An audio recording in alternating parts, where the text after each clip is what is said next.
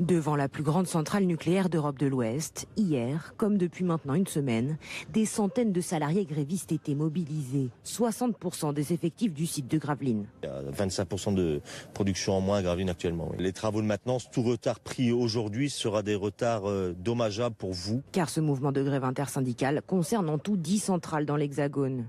Le planning très millimétré de maintenance et de travaux du parc français, en vue de la remise en service de 15 réacteurs d'ici janvier, se retrouve donc bouleversé. EDF a déjà annoncé repousser le redémarrage de 5 d'entre eux.